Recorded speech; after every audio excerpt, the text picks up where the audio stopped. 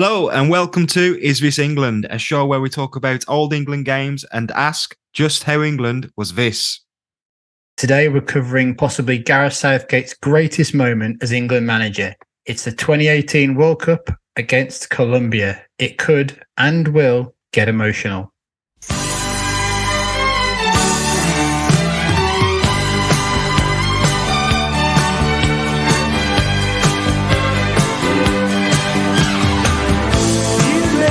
Stranger, that's what time can do. Baby, you mean everything to me. Darling, there's no danger with all that we've been through, that anyone could love you more than me.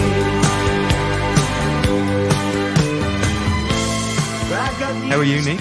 Yeah, I'm good, mate. Everything's fun. We're back doing this, and like you say, we've got a lovely old game as well. A real highlight that I just thought it'd be really nice to just revisit this a little bit and just remember when everything was just lovely at a period where we didn't think it was going to be. Was everything actually very lovely though? Because looking back, I really struggled to find anything to chuck in the time capsule for 2018. It is an awful year looking back. So we had a great summer in the UK, weather-wise. From my memory, it was like the first nice summer in like forever. Yeah. But, you know, with the sun being out and what have you. But now, obviously, it's like life-endangeringly warm every summer now. So, again, yeah. I remember the bits of that summer. I just remember going out quite a lot. I don't know what it was. I think it was because the World Cup was on and it was like a build up to it. And I think I was just very busy that summer for some reason. So it just felt like every weekend and almost a lot of the weeknights were just like, right, it's sunny. We're outside. We're going out. We're enjoying ourselves. But maybe it was just to get away from all the bad in the world.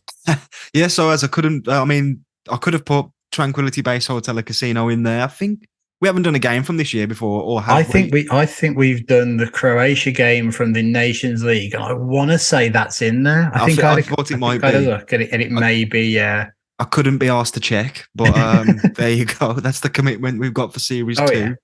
Yeah. That was very divisive in its own right. Anyway, so if that's the best thing going, then I thought, why not just lean into the bad? Yeah. So a quick rundown of some of the lowlights of 2018. Scientists in China made the first monkey clones, which is terrifying. Mm-hmm. Can't come back from that, can you? You can't unmake that monkey clone. Florida school shooting in February. Next day, a church in Dagestan is attacked by a shooter. Novichok poisoning. Donald Trump and Kim Jong-un catch up. They have a beer. They have a handshake. I don't know if they shook hands or if they had a beer, but that was a big thing that year. Those evil buggers meeting. Yeah. Speaking of evil buggers, Putin re-elected. He's done a lot. I'm sure that was a really tight election. He's done a lot in that term, crammed a lot in. The death of the last male northern white rhino, so a bit of extinction. April was very terrorism heavy, just too much to go into detail. Donald Trump then announced that the USA would withdraw from the United Nations Human Rights Council, which sounds like a step forward. He's made it in there twice as old Donald. Oh God, I'm not. That may not be his last. It may be, but I'm sure we could give him his own list if we wanted to. Yeah. Wildfires in Greece, killing more than 100 people. Floods and earthquakes, lots and lots of floods and earthquakes. A fire at the National Museum in Brazil, destroying 90% of its archive of 20 million items. Now that's just sad. Yeah, it's just awful. How many commemorative Pele shirts and footballs were in there? Oh my God. Millions. It has to be at least 1 million, surely. Items of Pele just received. Yeah, not to like the Pele wing, not to like denigrate, their history, but I imagine Pele's put a bit of his own money into that on the, understanding that he gets his own wing. Its football section must have been massive, or is massive. That must be like a proper thing to go to. And it's like this team. We don't even talk about the 1994 World Cup. There's just not enough room in here. Yeah, I'm going to carry on because there was a journalist who was murdered. I've put by Saudi Arabia in the notes. I don't exactly know who to pin that on. I might say the Saudi Arabian regime. Yeah, let's just put it all under the PIP. The PIP. The biggest UK protest since the anti-Iraq war protest 15 years earlier took place in 2018. 700,000 people out on the streets asking for a second referendum on the Brexit deal. Waste of time. You lost, snowflakes. Get over it. Did we have a second referendum? Did that actually happen? I can't even remember. No, they were still trying to tack it on to the 2019 election. It was all kind of like, if it's not the Conservatives or one of the right-wing parties, it was going to be, okay, we'll let everybody do another vote. And then people were, there literally was like, there's some horrendous a Conservative song. It was like Merry Christmas and Get Brexit Done. I remember seeing that on some horrendous, like awful posters on Twitter, and it was just like, I think they were just going, people are sick of this, just vote for us, and that's it, it's over then. Yeah, and it worked out well. Last bullet point, riots in Paris. I missed a lot off that list. It's a good way to sort of, cover the year. I mean, a lot of good stuff probably did happen, but I don't know. We look back as 2016 as the year that things got started to change forever.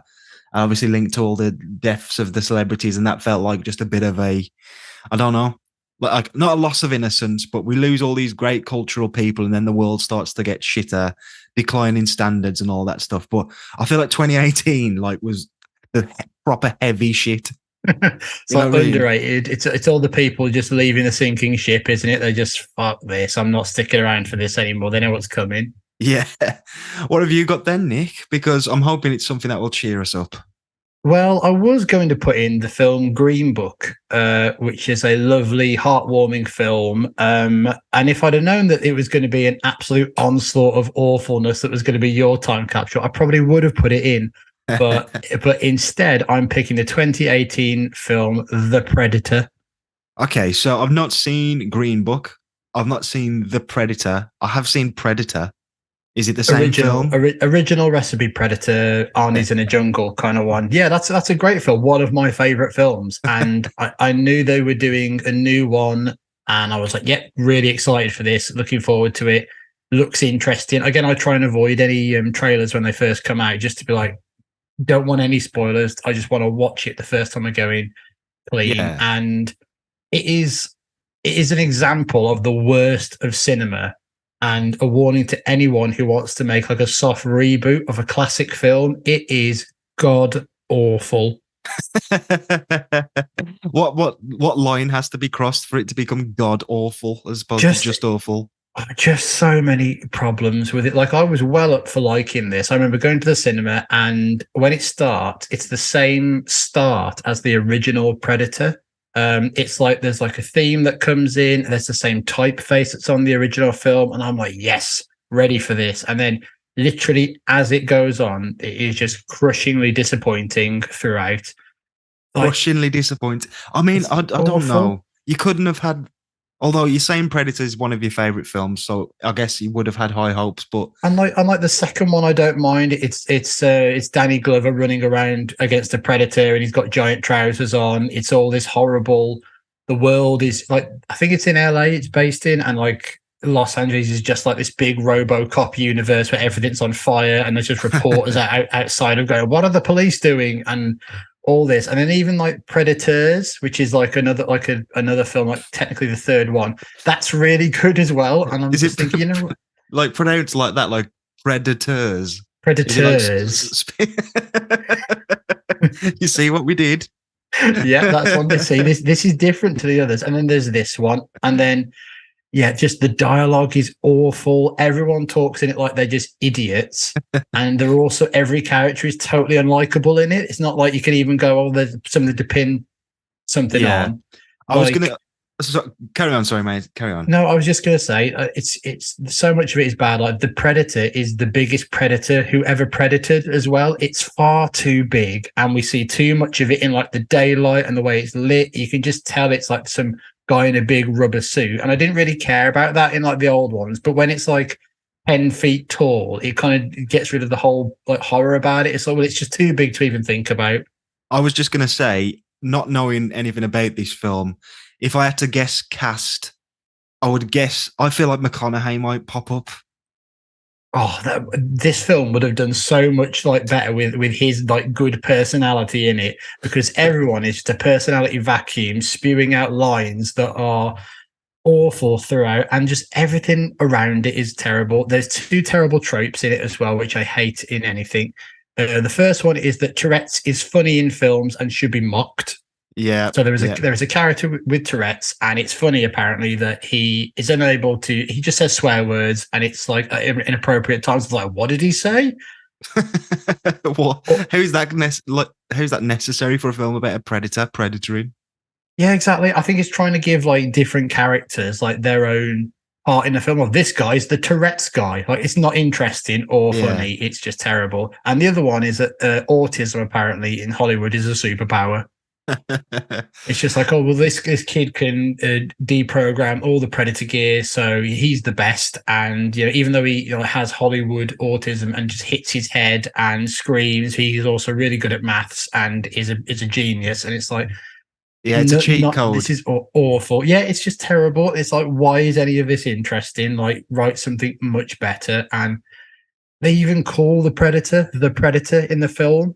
And it's just dog shit. And it does the predator itself does that terrible thing that I hate in films, where the monster of whatever is in the film will absolutely scythe through any character who is not the main character as soon as he walks past them. And as soon as the main character like comes to him, they just like push him out the way or just punch him like into safety. Well, it's like, why aren't you ripping through him as well?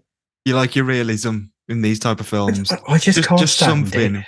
There's some sort of link to reality. Yeah, and just give me something, because by the end of it, I was just openly hating it. Because I never taught during films, and by the time it was getting to the end, I was just talking to the people around me, just going, "This is terrible. Why are they doing this? This is dog shit." And the guy who wrote it, Shane Black, he did The Nice Guys, which was like the Ryan Gosling and Russell Crowe like cop comedy, which is quite universally loved, like a really good film. Yeah, I've heard of it.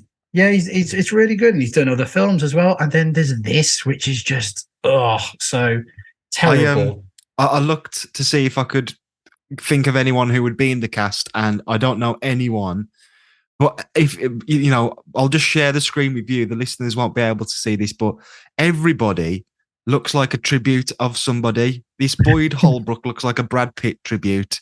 You got Sterling K. Brown, who looks like a Chris Rock tribute. Alfie Allen, Benedict Cumberbatch tribute. Alfie Allen is Lily Allen's brother, actually. He's in good stuff. But as of the song. Yeah. You've got him here, bloody Better Call Saul. Fucking hell.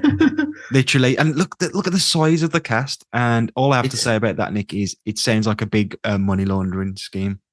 Yeah, it's terrible. There was also other stuff that went on at the side of like weird sex stuff that happened in the film, like in the making of as well. So like even like the production was just snake bitten, and it's everything about it. Yeah, everything about it just deserves to be burned and never remembered again. With some of those people, sexual predators. I have. We did it. We did it. Okay, well, 2018, that is not a exceptional. I mean, we've got an awful film and like 20 separate awful events. So I think 2018 is just almost like the nuclear bomb within the time capsule. Like, none of us are ever going to open it because we both know it's bad for us both. It's got like a big red door on it, and it's just like, don't open that door. Whatever you do, that door is a warning to anybody else here. It's like a booby. Like, listeners, if they ever open the door or the whole thing, they can go, right, 2018. That's the trick one. That's got the lion behind it. Yep. And it's there to keep us both in check. Neither of us will get too mad at each other, going crazy in this weird paradise, because we both know 2018 is there to wipe us out. Totally. So we're going to step into football talk then, after all of that fun and games, starting with why we chose this game, England versus Colombia, the round of 16 at the 2018 World Cup. I think listeners and regular listeners definitely will know why we chose it, because I feel like we spoke about it quite a lot. How would you sum it up? What's the reason for choosing this? I'd say it's an emotional roller coaster at a really crucial point for England, which kind of made everyone sit up and think that actually it could be a little different. We spent so long in the Capello and the Hodgson years just wanting one moment going into a tournament that you could go, you know what, that was great, and we kind of deserved it, and it made you feel really good about England again because everything kind of had followed. Even like you had like in 2016, there was the win over Wales, but that England were crap in that game, and they just about got through the group. A group stage, yeah. Yeah, it was a group stage, so it didn't really mean as much as well. And they go out to Iceland in that next game, which is kind of the nadir of embarrassment for England. And this just made you feel like actually there's not everyone in the squad's a dickhead. We don't have to hate everyone, and there's some likable people in it. And also they haven't got the weight of everything else around it. This was the ultimate. There's no expectations going into this, so maybe it won't be terrible. Definitely. I will probably get onto that a little bit later, the expectations. But I think for me, this is a game that's kind of, it puts Southgate about a decade of credit in the bank with me, because this is all I'd ever wanted as an England fan was, well, obviously when you're younger, you want us to win the World Cup.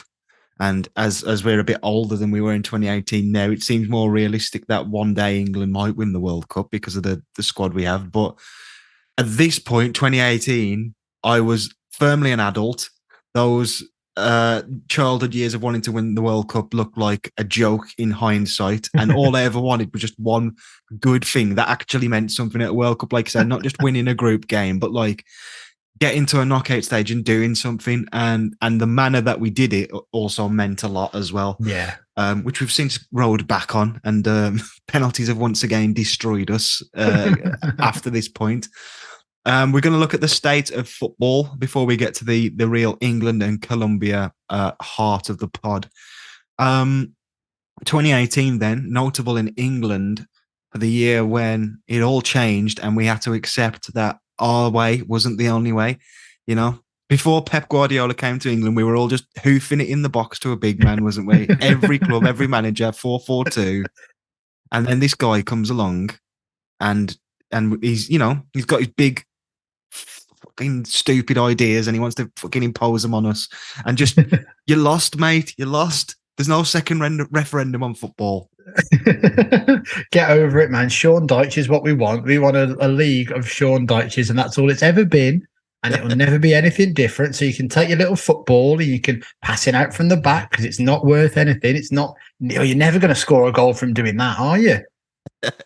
Just shoot. But yeah, Pep Guardiola in his second season lifts the Premier League title. Some said it would never happen with a squad like Man City, who are just so plucky and so big underdogs, with Pep Guardiola in charge as well, who, you know, had to adapt to such a good league. But it did happen. A nightmare. Yeah. It's just never going to happen, is it? Who would have thought? Who would have thought that they could get it together and make it work? The Ross and Rachel of their day. It had been a long time coming, really, though, hadn't it? Pep joining Man City. They'd got the structure in around him years before he even came. It felt like he was just killing time at Bayern before he came to the Prem, and then all of a sudden he was just like, he's not going to go to Man United. I'm sure they would have said at some point he would have been like a shape for an Arsenal job. You know? Yeah, and I think that he was always the project that Chelsea probably always wanted as well, but it never seemed to quite fit there. Yeah, and City, with, you know, the money at their disposal was going to be the simple one there, because, you know, to make things work for Guardiola, you do have to buy a lot of players and you have to have a lot of investment, you know, on the pitch and off it too. And they really did. You know, they came back from a disappointing year for Guardiola in his first season. They soon adapted by bringing in goalkeeper Edison, defenders Emerick Laporte, Benjamin Mendy, Kyle Walker and Danilo, as well as midfielder Bernardo Silva. And just like that, Manchester City won the league by 19 points, accumulating 100 points in the process. From my memory, it wasn't as resounding as that. Christ. Because, yeah, his first season, didn't they finish fourth in the first season with him? I think, they weren't high up the league at all. Now, I know Chelsea had won the league under Mourinho that previous season, and kind of one of his last big hurrahs of winning a title. And yeah, I remember the game at Goodison. I think they lost 4-0. Yeah, it's just like, God, Pep Guardiola's like, Manchester City can lose 4-0 away from home. I think they may have even lost to Leicester 4-1. And it was just seen as like these big moments. That was the thing of, right, this is how you do it. You come over here with your inverted fullbacks and all this crap. Nothing's wrong with a bit of muck and guts, but yeah, as soon as he didn't exactly have a bad team going in, he had the structure all around him, and like you say, 100 points is just, you cannot argue with it. I mean, even the Man United team that followed in second place, the Mourinho's team, and I think in like 4 of the Premier League seasons up to that point, I think they'd have won the league with those points, but it means absolutely nothing, really, because it's a totally different league every single year. You can't particularly compare them and say, well, we'd have done really well in another universe when I'm managing 20 years previous. Yeah, and you kind of thought that the big battle would be, as it had been in Spain, with Mourinho at Real Madrid, transposed that to Manchester United in England, and same for Barcelona and Man City. You thought it would be those two kind of going at it, and that was like great for the Premier League. But it turned out to be Liverpool, really. The only, after this 100-point season and winning the title every year, barring Liverpool's title win in 2020, City and Pep have won the league, so they've got a real stranglehold over it. But they've been run, the race has been run very closely alongside them all the time, pretty much, by Liverpool. Yeah, absolutely. And as you say, speaking of Liverpool, in this year, this is where it all starts to slightly change for Liverpool into kind of nearlies and never going to do it. It's to actually get into finals and competing. They reached their first of successive Champions League finals in 2018, but came up short against the forever European champions, Real Madrid. Yeah. Real Madrid won their 3rd European Cup in a row. I don't think that had been, I don't remember it ever been done to win 3 in a row. No, I don't think they'd ever done 2. I don't think anybody had ever done 2 in a row, had they? That was the thing that I don't think Champions League. I think European Cups have been done. I think Forest had won back to back, Bayern and Ajax, and a couple of occasions it had happened, but not since the reformation of the Champions League, where lots of teams also come into it. And I remember not wanting a team to win it back to back because it just felt too precious. And then they go and win 3. I think this was their 4th in 5 seasons, the greedy bastards. Yeah. So that final, was that in Moscow? Why do I think it's in Moscow? Was it in Kiev? Yeah, I think that's about right. But it was 3-1 to Real Madrid. I've tried to Google it. This is how out of practice we are. I tried to Google to find the stadium, and I just put Champions League 3-1 and Googled that. So that's going to help with finding. Yeah, anything. Need more information, sir. The score was 3-1. The Loris Karius final or the Gareth Bale final? Which one do you think it goes down as? It's got to be the Bale final for me. I know that Karius made 2 errors leading to 2 of the Real Madrid goals, but the overhead kick is probably the best goal ever in a final. It's got to be up there. Yeah, it's got to be the best Champions League goal ever, probably, because of that, circumstances as well. Could have been the Mo Salah final. I mean, he was on ridiculous form at this point, and was it like 5 minutes in, Sergio Ramos just broke his shoulder? Something like that, broke his arm. I can't remember what it was. It was early. I think they may have dislocated part of his over shoulder or his elbow, maybe something like that. And as you get with any of these, it's not really indicative of the entire fan base, but just days afterwards, there was things saying that we should replay the final because Mo Salah was injured and he should be sent off. It's like, well, Mo Salah's not going to get better in a week, is he? Yeah. It's like you can't just like save and reload a la Football Manager. Like the finals just happened. It's just what. Did you say he broke these games? Did you say he broke his own shoulder then, or dislocated his own shoulder then? No, it was in a tangle with Ramos as they're going down. One of those where they're kind of both grabbing each other, but also not wanting to give a foul away, kind of thing. I think Ramos knew exactly what he was doing there. That was taking one for the team. Expertly done it, in my opinion. I'm surprised that anyone would think anything else. I don't know. Is it a bit much that people talk about that though? It's not like he goes in and like 2-foots him and breaks a leg or anything. The way he's going down, he's holding him. I don't think he's kind of like, right, he's really good at MMA and he's like trying to do an arm bar on him behind the ref's back. It's just I bet he is. And then he tapped him on the shoulder, didn't he, at the Ballon d'Or awards after the video? Yeah, and it was that shoulder as well. It's just so that's like a player who has been under the stewardship of Jose Mourinho, isn't it? Yeah. Any particular? Can you remember what you were doing for the game? Because as with the Bale goal, it is one of those where were you moments. I was at a music festival and missed the entire thing.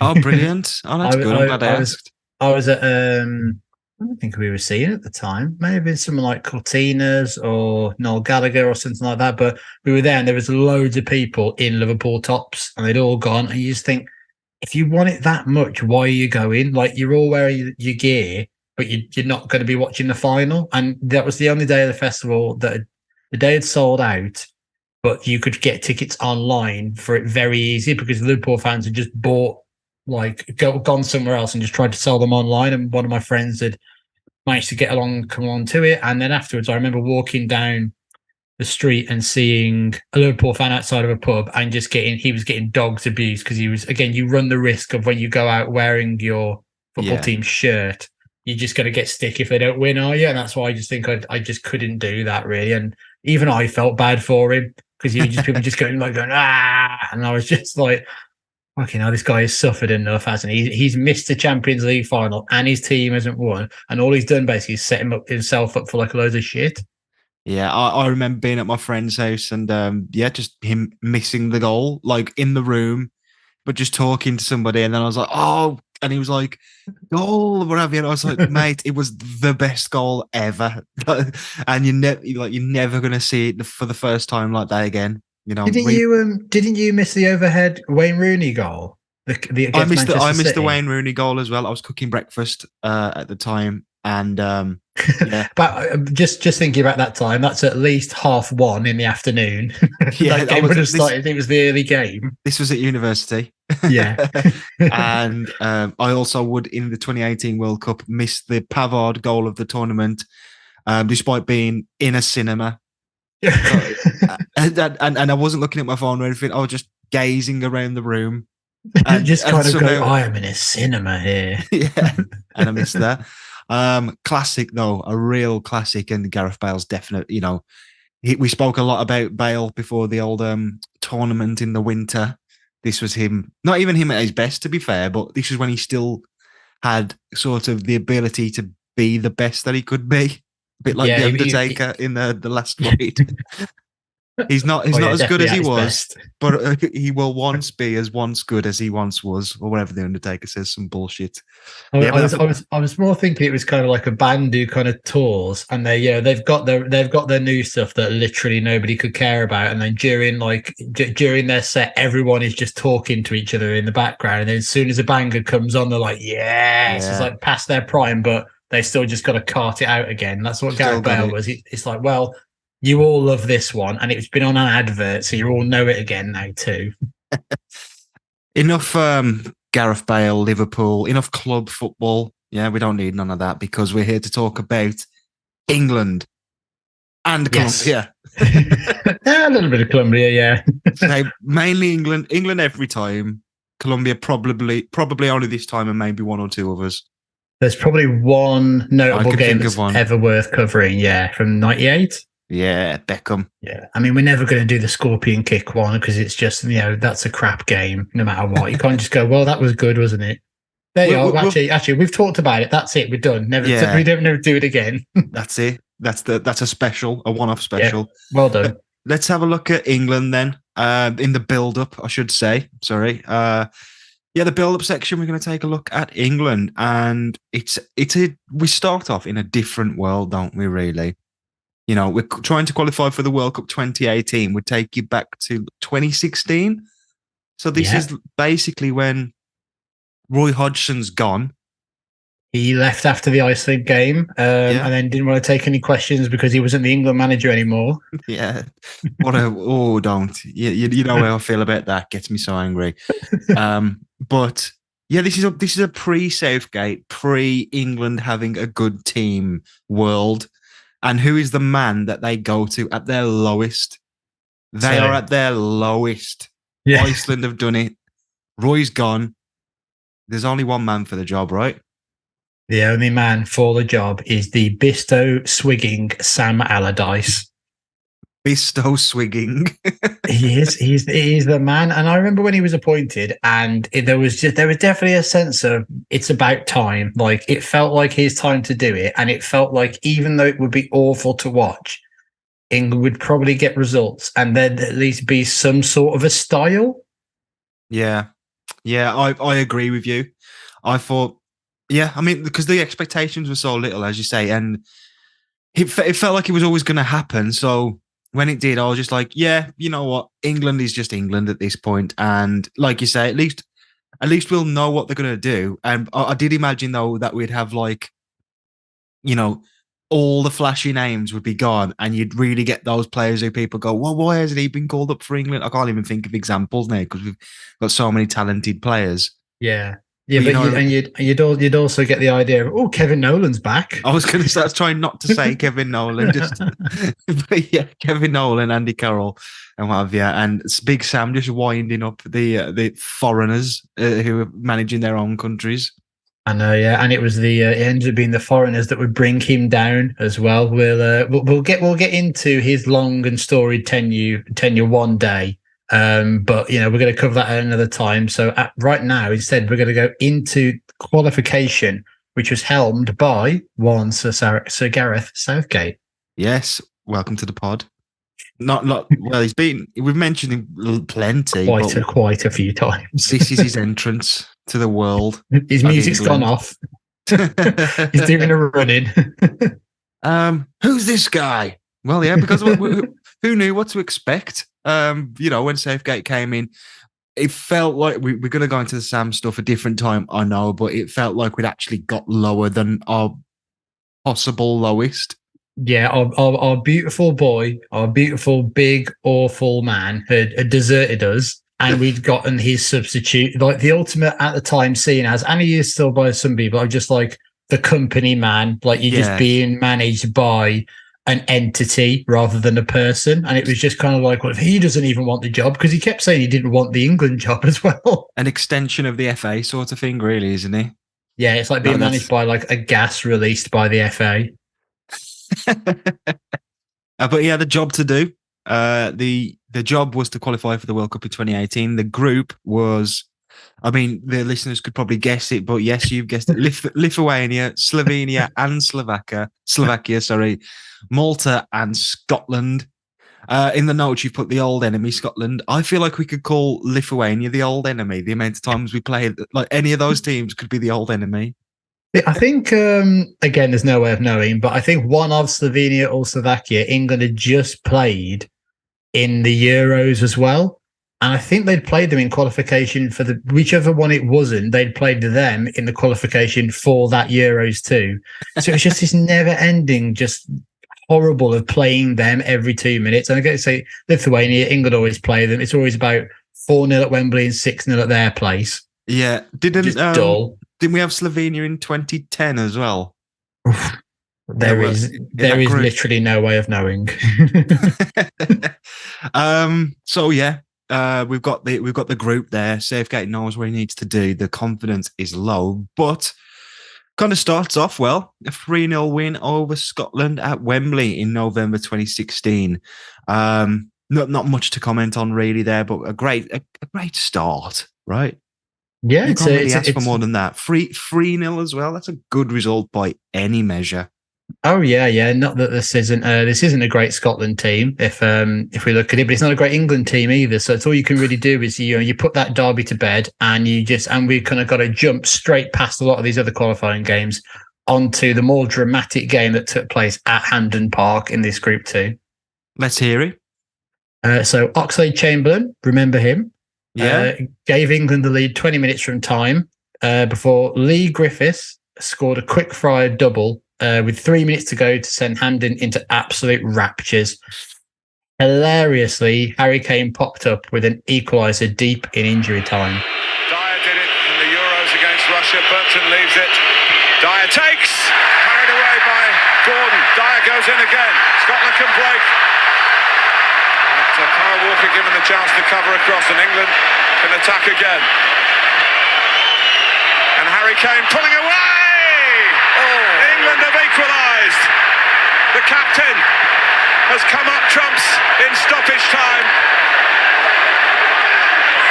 An extraordinary ending here at Hampden Park. Harry, the man setting the tone for what was to come. Really, that It wasn't necessarily the same England that we'd seen before. Yeah, and it's kind of the first bit of it being his team as well. I think around this time he'd been appointed England captain, and he was still kind of like unproven. He's not long, broken the Tottenham Hotspur record for most goals scored. It looks like at some point he could break the Premier League record as well. But it was still this was still the part of him being a one season wonder in 2015-16. You're still quite in 16 here. I think at least 16 or 17. So he's going to have a few seasons as we kind of go along through qualification where, okay, this guy is a serious player. And I'm definitely sure 3 seasons in, people are still going, not too convinced about him. But I think people still say today. I mean, it's just slanderous, isn't it? Unfortunately, if he spoke slightly differently, then I think people wouldn't have this. I think people have just got this idea that he's thick because of something he's not, he hasn't got any responsibility for. But he really, the noise when that goal goes in is amazing because it's one of those that you go to like European away grounds and it's just silence. Apart from you just hear something kind of in the right hand corner of this pocket of fans going absolutely mad. And I just absolutely love that noise. If it's your team that get to do that. Yeah, classic. England continue to sort of breeze through the group really relatively sort of unscathed. With, as you say, Kane taking centre stage. There was an issue of Wayne Rooney that sort of needed to be resolved. I mean, he was still sort of legible to play for England at this time, right? Did he retire himself, or did he just not get picked anymore? So I think in Sam Allardyce's first England game, I'm pretty sure he started and he still captained England. And it was probably seen as this is the last campaign for him to do this. But Southgate kind of took it upon himself to just not include him anymore because he wasn't really playing regularly for Man United. Yeah. And he certainly wasn't playing as well as he would have wanted to when he was there. I think it wasn't been far when he was going to Everton. So I think he just saw it as, we need to transition out of this. I want to say maybe he was even injured for the first time. And then it was like an easy decision. And then you've got to earn your place back in the team, which is what every manager says. We're going to pick on form, not experience and the past quality they've got. And yeah, he really did give everyone a go after kind of giving this mantra down as well. Even Jermaine Defoe coming back into the side and scoring for the first time since 2013. So just saying, that old Mike Bassett saying, if you're old enough, you're good enough. Exactly. But yeah, I think it was a tricky one for Southgate. It was a tricky one for Manchester United from memory as well, the whole Wayne Rooney issue. But again, we should have known at the time that he was bloody good because he's got Kane firing and he's making the big decisions, which he doesn't do, according to some people. He just plays his favourites. Jordan Henderson. He's yet to have favourites at this point. He's still figuring out who his favourites are. Yeah. He's like, I like Harry Kane. I can be sure of that. The rest could be traitors. Going to keep an eye on you. It's like Brian Clough. Very interesting young man. Yes. There was a couple of friendlies against France, right? Yeah, there's a couple of friendlies that are put in amongst qualification. England obviously qualify from this in top spot to go to the World Cup. There's not really any problems. There's never truly been many problems for England qualifying for major tournaments in our lives. So Southgate wasn't seen to have done anything special beating that group. But during the qualifications, England travelled to Paris and played a game that I have just no memory of. I can't believe this actually happened, this game. So England took the lead twice through Harry Kane into half-time, and it was 2-2. Raphael Varane is then sent off early in the second half, and England still lose 3-2. Oh, poor blokes. I don't remember that at all. This is what I mean. So England, even like fans of England, they would watch it like us. Even qualification was just a thing of like it just happens in the background, and maybe you'd be up for a few interesting friendlies, but the country is just so uninterested. Despite Southgate's good start, getting through, but you're playing these bigger nations and these bigger teams, and they're just losing, and no one even cares anymore either. There's not even like a faux outrage. We didn't take that game too seriously, I don't think, and here's for why.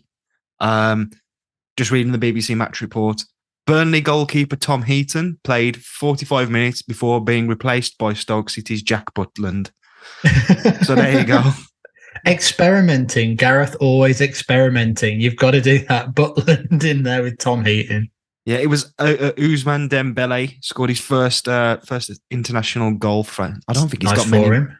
I think he's got many more since. Phil Jones played as well, from what I can see as well. He's in one of the pictures I put in our notes too, with a very, very young Kylian Mbappe kind of wheeling away with Dembele too. So France were kind of in their own weird period at this point. I think they reached the final of the Euros in their own country and lost to Portugal, and they're yet to go on to the 2018 team that they would be, who would win the World Cup as well. So they're in a weird place themselves, but kind of a bit further along. Yeah, just before I was just looking at the England lineup now, I found it. Back three. Listen to this, back three. John Stones, who I think was making one of his first starts for England, and apparently there'd been a lot of talk about Southgate was going to play him in a CDM role, defensive midfield. But no, he started at the heart of defence, three-man centre-back defence with Phil Jones one side and Gary Cahill the other side. Oh, your face. Jesus the Christ, Cahill reaction. That doesn't sound good. Yeah, he feels as good, as solid as a player Gary Cahill was for England. I think him in a back three in 2017 is just a bit too late for all that stuff, isn't it? We've got Bertrand starting on the left. The rest is pretty not. I mean, I've switched off. That's the rule. You mentioned Ryan Bertrand, I switch off. Can I ask you to switch back on, because number 15, our substitute, Gibson. It just says Gibson. I can't think who it was. I think he was I think he was a centre back for Middlesbrough. Okay. I think he played for Middlesbrough, and then he got a move to Norwich, and he was kind of like, this guy actually, even though Norwich are conceding 1,000 goals a season, he's actually playing really well. You get these defenders who stand out because they just defend a bit and they've got a lot to do, like a goalkeeper who makes loads of saves. I remember the Cardiff keeper was seen as a really good goalkeeper, even though he let in about 1 billion goals. Yeah, well, neither of us remember it, but at least we know it's happened and we know a bit more about it now. Sounds like quite a good game, actually. But France weren't the only sort of strong competition that we played in these friendlies to prepare for the World Cup. We would also play Germany and Brazil at Wembley. Just before looking any further, this isn't the Brazil. No, it wasn't Southgate as manager. I thought it was the 100-year anniversary thing. The Ashley Cole / Steven Gerrard anniversary commemorative football game. Oh, it's starting to ring a bit. Yeah, okay. So both ended 0-0. Yeah, it was just like boring. And this just kind of put England even further down in expectations of like, all right, we beat the dross, but when you come up against the best, these idiots, they can't even score a goal. Like you don't think about actually what Southgate is doing at this point is making England quite hard to beat. And there's a thing of, we haven't got the attacking players in abundance, so let's just go to basics. Let's try and get a base, which I think is what all kind of managers want to do. You build from the back, is what everyone says, and just searching for like a bit of a formula that could work. And they do find it, like not too far later in one of the friendlies that they play the Netherlands in Amsterdam, and Jesse Lingard scores his first England goal and England win. And it's more memorable for the first time Kyle Walker plays in a back three, which is something that really is synonymous with Southgate's England. I'm looking at the lineups and everything from that day as well. Joe Gomez started at centre-back, but was taken off after 10 minutes to be replaced by Harry Maguire. So maybe what could have been. Door. Yeah, exactly. Nice win against the Netherlands. Doesn't feel like that happens too often. We'd then draw 1-1 with Italy, beat Nigeria 2-1 and Costa Rica 2-0 in June 2018 before heading out to Russia, where our group consisted of Tunisia, Panama, and Belgium. Yeah, Belgium full of Premier League stars. Tunisia, who could possibly know? And Panama is a Van Halen song, isn't it? That's as far as I know about it. I think Panama had qualified ahead of the United States. Yeah. So I don't think the US are at this tournament. It's the first time in a while they'd not qualified, and it just doesn't feel right them not being there. But really, England could have played the USA yet again, which is something none of us want to see. That's what I mean. Yeah, like, I was just about to say that. To be fair, another sliding doors moment. Do you remember when we didn't play the USA? What a moment, eh? I know. Yeah, I want to talk a little about expectations going into this World Cup because I remember being at a party somewhere and there's a lot of people there, and I was just like, it's just gonna have to be some World Cup talk, and I just didn't have it in me. You didn't have your note. You didn't have your notes with you. All right, what the hell am I going to say about this? I just remember very clearly, and I feel like people were in agreement to some point, or at least one or two of the people were. I just didn't feel like we had any chance of doing anything, and I put it all down to the midfield because you look at the defense, we did have some options there. Harry Kane playing well up front, but I was just like, I couldn't name a functional midfield for England. Yeah. It wasn't really until Jesse Lingard and Dele Alli kind of hit these really, really positive purple patches for their clubs. It gave us a different option because I still don't think of England or many teams, especially international, playing that sort of two attacking midfielders with one sort of more defensive and then five at the back and everything that goes with it. It felt like such a brave thing from Southgate to be like, I'm just going to go with these players who are absolutely shit hot on form at the moment, because I would usually just think, no matter what, if you're going to have three midfielders like that, split amongst defensive and attacking, you're going to have two defensive and one attacking.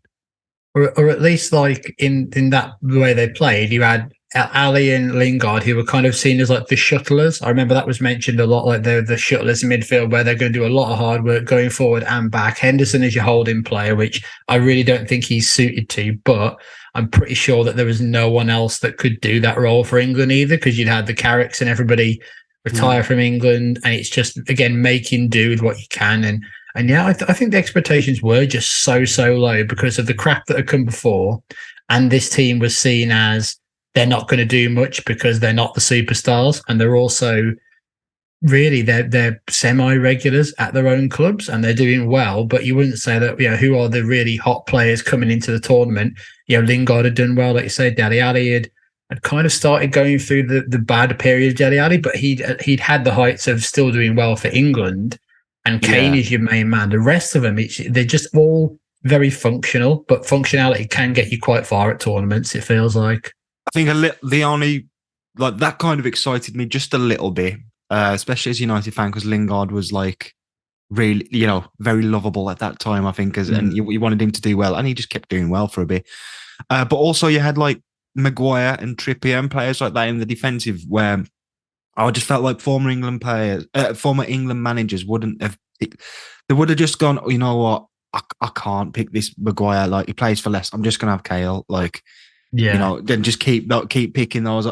Like, at the very least, it's the last time, so I can always pick younger players after Cahill inevitably fails. But players like Trippier and Maguire have obviously gone on to be absolute, like, rocks of the entire Southgate era.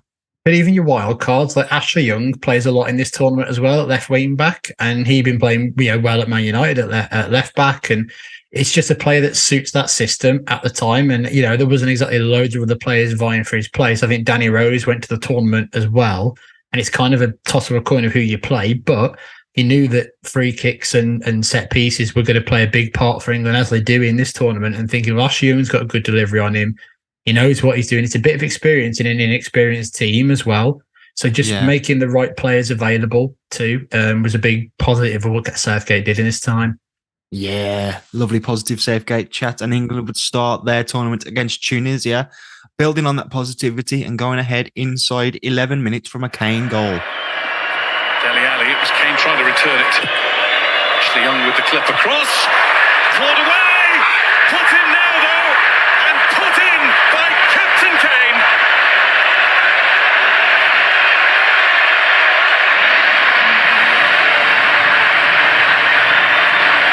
Just over 10 minutes played. England have set off on their World Cup road. Yes, they did. And they didn't really make the most of the early chances. They were paid back by a ridiculous penalty conceded by Kyle Walker from memory, he just kind of like puts his arms in the air and his arms come down. He hits the Tunisia player on like the back of the head and he goes down. Yeah. It's not even like he's made a challenge to him. It's almost like he's just walked in the way of what Kyle Walker was doing with his arms, which was weird. Yeah. But it just didn't feel like it was a foul of any sort. And then they gave it. And I remember being in the pub and everyone just went, why is that a penalty? Oh, fuck. Yeah. And it did start to feel like same old England. You know, we couldn't seem to do anything. We weren't moving the ball quick enough, not creating any chances. And it was the same old story right up until... And here's Khalifa. Trippier with the ball across. Maguire went for it. And it is in from Harry Kane again.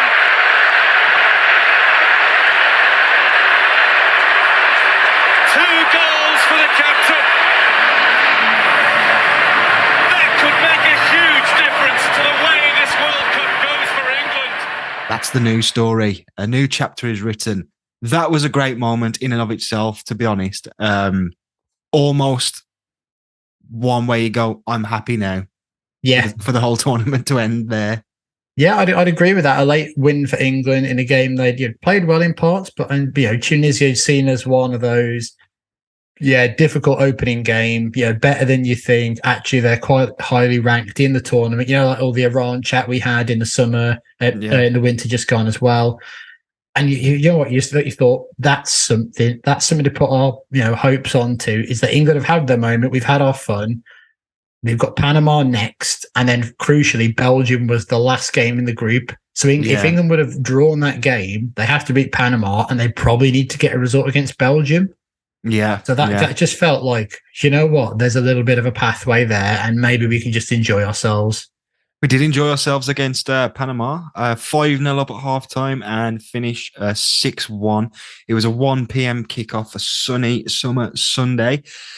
Major tournament. I was out until very late, very late the night before. Too late. Way too late. At the same pub that I would go back to probably about 3 or 4 hours later to watch the game. And I was just like, I feel disgusting, but also everyone else from last night is back out here. Yeah. And we were just carrying on, and the sun's out. And then, was it John Stones who scored a hat-trick in the first half or something like that? Harry Kane scored a hat-trick in the game, but England, like I say, England were 5-0 up. It's the worst hat-trick anyone's ever scored. I think Kane scored 2 penalties, and someone else had a shot. It hit his ankle and flew into the top corner.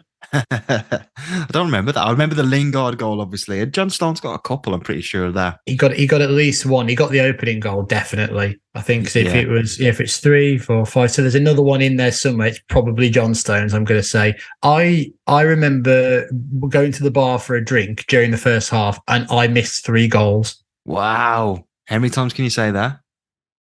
Just this once, I think, really. Just this once. It's the only time that's ever happened. But I was just quite happy of like, well, you know what? At least this is like a lot of fun. Well, there was a TV at the bar I was at trying to get served. Yeah. But I was just thinking, for fuck's sakes, like I've missed 3. There's 3 goals that I just stood in the pub, and because it was clear that Panama were no good, it wasn't even like I could celebrate. If I was sat at the table with a beer, I wouldn't have minded so much, but I was in a queue going, it doesn't feel like it counts really. I'm on my own here. Yeah. But the points did count and the goals did count, and it set up not even really a barnstorming finish. It was just like the Belgium game was it started to become apparent that this draw or this tournament was kind of split a bit down the middle. And I don't remember anything like it before. Maybe these conversations were had, but I think the last time England got this far, I was probably about 11 years old.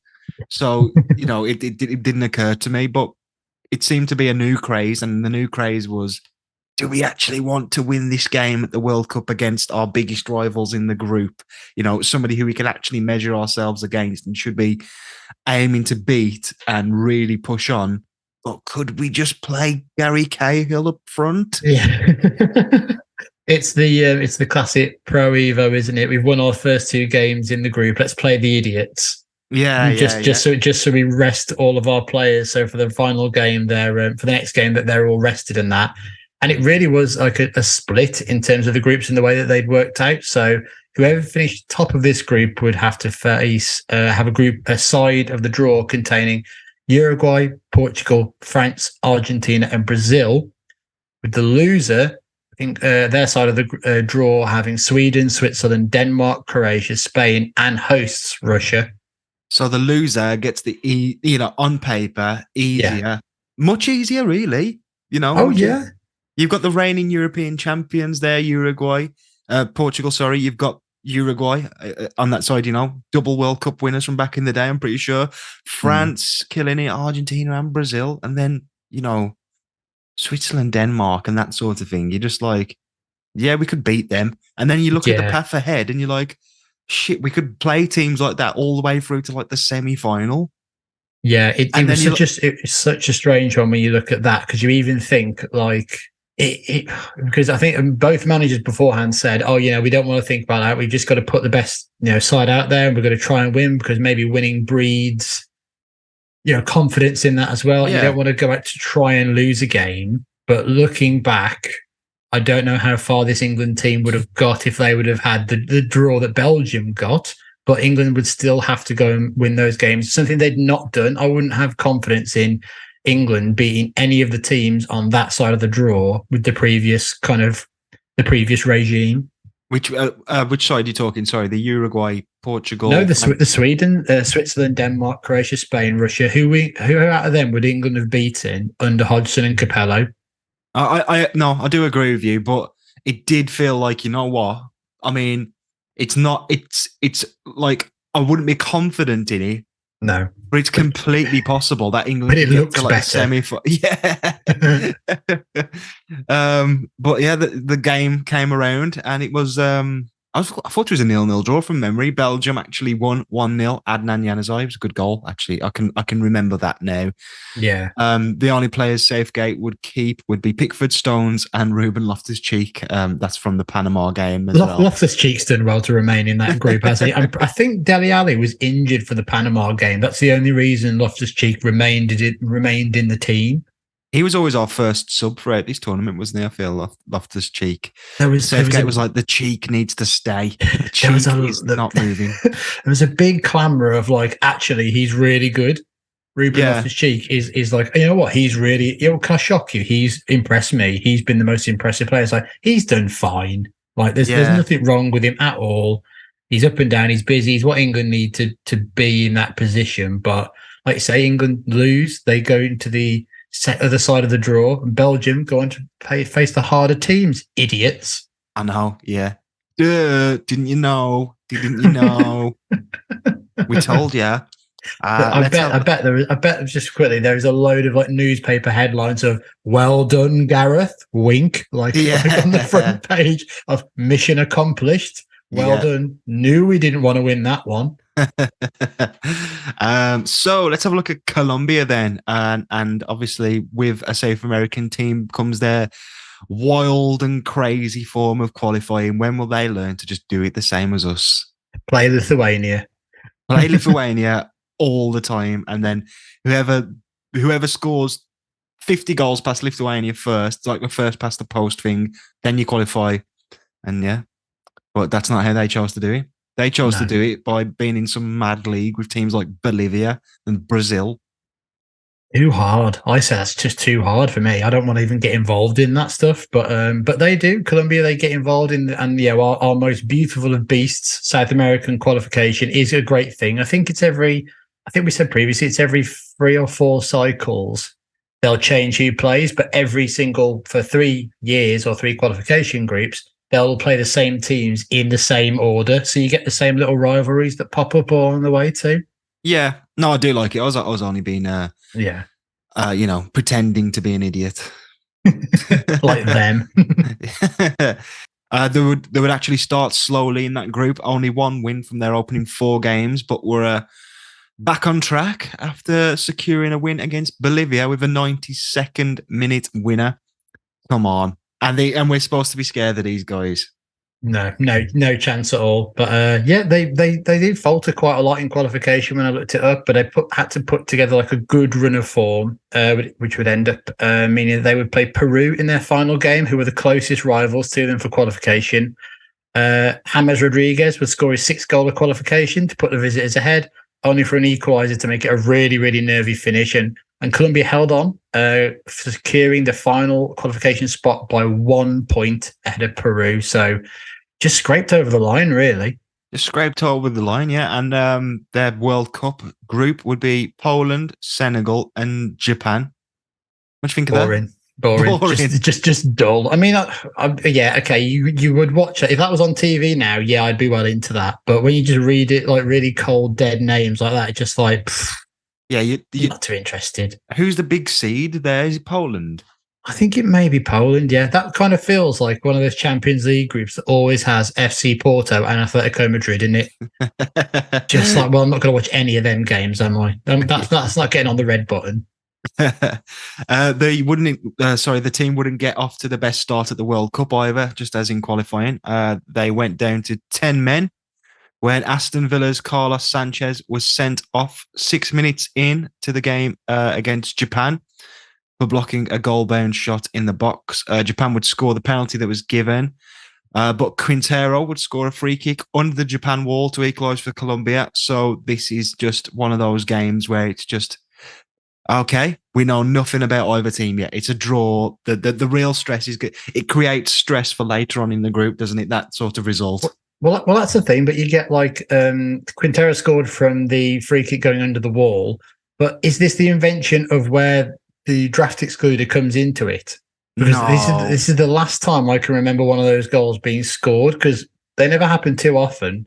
But then, like I always say, there's been a weird coaching manual that's gone around in like the last 6 years that says you have to have a player under the wall to stop this from happening. And I just can't see another game where people have gone, oh, for God's sakes, that's happened again, is it? I just think this is what started it. Did Ronaldo get one against Spain in this tournament? Yeah, that was proper top bins though. That wasn't like a squirter under the wall, no. Yeah, so I'm not sure, because I feel like from memory, people did that sporadically every now and then years ago. Then nobody did it for years. Then everybody, you're probably right, but yeah, everyone does it now. And I remember Ronaldinho. Ronaldinho scored one of those, and that was kind of like, well, if he's good enough, that's fine. But you just so rarely see it, and then people have just said that it's really important to do this. And yeah, Quintero, one of those players that you just think, yeah, he's a World Cup player. You don't really know much about him, but he soon comes back. But Japan ended up winning the game, meaning that Japan ended up winning. I ballsed that up then. I thought that they drew. No, Japan ended up winning, meaning that Colombia were already on the back foot. It's already do or die for them going into the next game. And they've got to get back on track, and they've got to play Poland to do so. And they actually do. 3-0, they win. James Rodriguez setting up all 3 goals. A little bit of a reminder as to why I think he was player of the tournament, or he certainly earned himself a Real Madrid transfer. He did, yeah. I think he was Golden Boot winner, because I think in the final there was maybe one player that could have overtaken him. And I think after the final finish, he just posted a picture of him with the Golden Boot, because he was like, well, no one can take this away from me now. Like, I've already got this. And yeah, he got his move to Real Madrid, and it feels like Real Madrid ruined him a little bit, like they do with so many like really talented players, because he never really set the world alight there. And he went on loan to Bayern Munich. I almost want to say he was at Barcelona, but I don't think he was. I remember he went to Everton. Yeah, he's definitely at Everton. I don't think he went to Barca. Wasn't it just Bayern Munich? Probably just Bayern Munich. But I don't know. Again, it just seems like he's one of those weird players that just gets loaned around like some money laundering scheme. Yeah, I know what you mean. Like a Coutinho. Yeah, players do seem to kind of. I think it's just a case of, if you don't hit the ground running completely straight away, then they just buy somebody to replace you. And even if you do, even if you do, if the fans just decide you're rubbish, you're gone immediately, because it just, well, fine. Yeah. But he's coming into his own in this tournament there. Colombia would seal their qualification for the knockout phase with a 1-0 win over Senegal, with Yerry Mina scoring. That would actually make it 2 successive games in a row where the big centre-back would score. Senegal were knocked out on fair play points as a result of that. 2 more yellow cards than Japan. So that was, despite being a bad group on paper, I bet it was a little bit interesting towards the end. Yeah, I mean, obviously that is so Japan, isn't it, to go through on just being nice. That's how they do. You're never going to win that battle with Japan, are you? That should be a tactic for some team. Just like, look, we're just going out to not get a yellow card. I'm pretty sure that's what Colombia ended up doing in that game, basically, because they were thought we could get through here, and I think Japan were in that one as well. And they were just like, right, I think they were losing to Poland. And the idea was just like, let's just keep it at this. Let's keep it at 1-0 and not pick up any yellow cards. And it's just so awful, really, when you think that. Like, they're happy with that. Colombia are happy with what they've got. It's all on Senegal. Like, Poland are doing their bit there. Everyone kind of running past you and just doing that. Oh, I don't want to. Like when someone like goes past you and like they trip over and you just put your hands up like, no, I didn't touch him. So they're just doing that from miles away. Yeah, so you get Colombia go through top in the group then, which means because of England's very clever wink loss against Belgium, that the knockout stage starts for England with a tie against Colombia in the round of 16. So it's game time. I can't really pronounce the stadium, but it's a round of 16 game at the Otkariti Arena in Moscow. I think I nailed that. Tuesday, the 3rd of July, 2018. In the build-up to this game, this is interesting. Clive Tilsley mentions that since England played the last game against Belgium, Spain, Argentina, and Portugal had all gone out of the tournament. So, without kicking a ball, expectations have risen, especially when you consider which side of the draw, England are on already. Yeah, absolutely. It was a bit surprising, really, to see that. And I think he also says later in the game that by the time England play again, if they were to get through, there'd be another load of good teams that would go out on that side of the draw. But I think Spain were on England's side. As well, so it's just kind of like, wow, that side is really wide open now with the team, the only one left in that you were really, really worried about outside of, as we said, same old England are going to fuck this up, basically. Same old England, but let's have a look at the team then. Pickford in goal. God, it feels like there's just the start of something beautiful, doesn't it? Really, this again. I think other managers you would have had Butland or Heaton in goal. It was. We'll carry on. Pickford in goal. The defence is Trippier, Walker, Stones, Maguire, Young. Midfield, Dele Alli, Jordan Henderson, Jesse Lingard. Up front, Raheem Sterling and Harry Kane. On the bench, we've got Pope, Butland. Pope? Bloody hell. He's knocking around here too. Pope, Butland, Danny Rose, Eric Dyer, Trent Alexander-Arnold, Gary Cahill, Phil Jones, Loftus-Cheek, Danny Welbeck, Jamie Vardy and Marcus Rashford. That is a bizarre bench. The start of he's taking 9 right backs to the World Cup. This is the first part of that, isn't it? Well, so actually he could play there too. When people were just making up people that could play at right back. Well, Eric Dyer could maybe play that. Let's get him for that too. Yeah. You can see, so we've got Trippier and Walker. And at that point, we were probably like, bloody hell, we've already got 2. We don't need a third one. Little did we know. I know, yeah. That defense is pretty much the same as he plays today. In fact, I think it was outside Ashley Young, yeah. Yeah, exactly outside of Ashley Young. I do like the Sterling and Kane as a little combi up front. A 2. I understand the need for us to play more than 2, but I did think it worked really well. You put here that it's Kyle Walker's 6th game at centre-back for England. Yeah, just interesting the fact that it's still so early in Kyle Walker's England career playing in that position to one that he will, like I said, become synonymous for with England. And just the start of something good and an insurance policy. And at this point, it was still so weird to see him play there. And the start of, well, he can do a job for me there. He knows the role now. But still so early in a World Cup knockout game to play him there, and the immortal Ashley Young to be playing at left wing back, a position he rarely played before as well. Immortal indeed. He's still playing. He plays at right back for Villa now, doesn't he? I know, yeah. That's what I mean. Just never ending. It's just immortal forever. Ashley Young just still and getting into like the regular Villa team still. I mean, I don't really know what that says about Matty Cash and how he does for Villa, but Ashley Young's still knocking about. Still find him. Yeah. I appear to have left you with the enviable task of reading the Colombia team out. And There's going to be a lot of last names. This is going to be. So in goal it is Ospina, and then a back four of Arias, Yeremina, Davinson Sanchez, and Iorca. Carlos Sanchez, Barrios, and Lerma in midfield with Cuadrado, Falcao, and Quintero up front. So the missing man. Yeah. Big headline news here is there is no James Rodriguez. Big plus for England. Huge. Feel like that's happened to us before as well, or there's usually like an injury scare, but then you're like, oh, they're going to play, and it's like, yeah, they always end up playing, and looking like they've never been injured, but he's out. Falcao, that's an interesting one as well.